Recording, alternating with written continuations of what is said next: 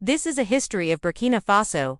Before we start, let me tell you that this will not be the last video about Africa. Okay, so let's get into it. The history of Burkina Faso goes back thousands of years to the time of the first kingdoms in the region.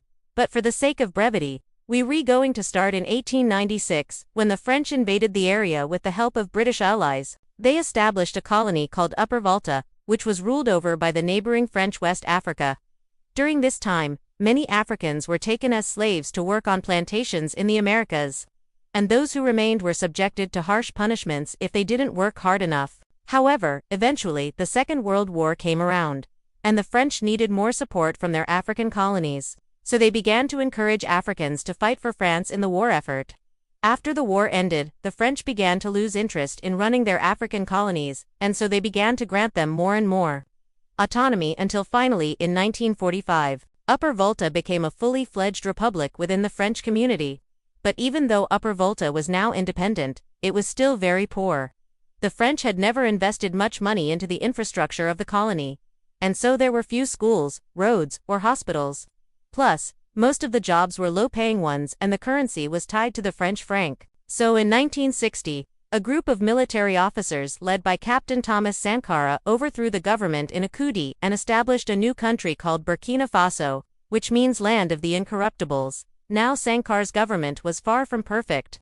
He ruled as a dictator and did not allow any political parties or elections. However, he did invest in education, healthcare, and infrastructure, and he also nationalized all of the major industries. Unfortunately, he would only rule for 8 years because in 1967, he was overthrown in a coup of his own. This time, a group of sergeants led by General Seize Trudeau took over the government, and at first, Trudeau was actually pretty popular. He loosened some of the restrictions that Sankara had put in place, and he also improved the economy.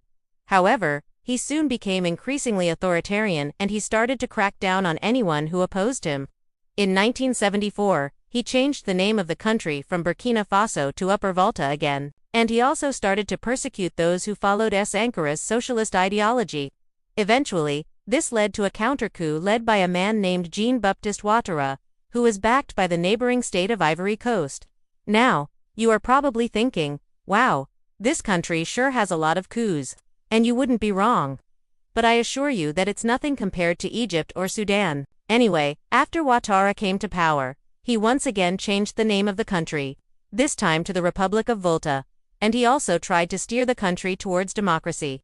He lifted some of the restrictions on political parties, and he also scheduled elections for 1978.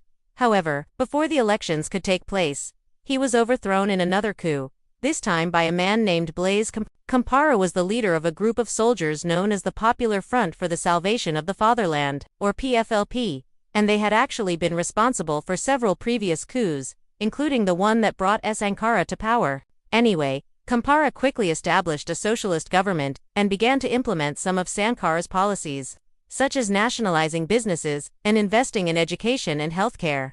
However, in 1983, he was overthrown in yet another coup, this time by a man named Jerry Rawlings. Rawlings was a charismatic leader who promised to end the coups in Burkina Faso, and for the most part, he kept his promise. He did allow some limited political parties and elections, and he also worked to improve the economy. However, he was still a dictator, and he did not hesitate to use violence against those who opposed him. In fact, during his rule, human rights abuses became commonplace and the economy actually suffered. Nevertheless, he was able to maintain control until 2000, when he was finally defeated in elections by a man named John Kufuor. Kufuor was a member of the New Patriotic Party and his victory marked the end of the socialist era in Burkina Faso. Under his leadership, the country began to turn towards democracy and free market capitalism. However, there have still been some problems such as ethnic tensions and coups.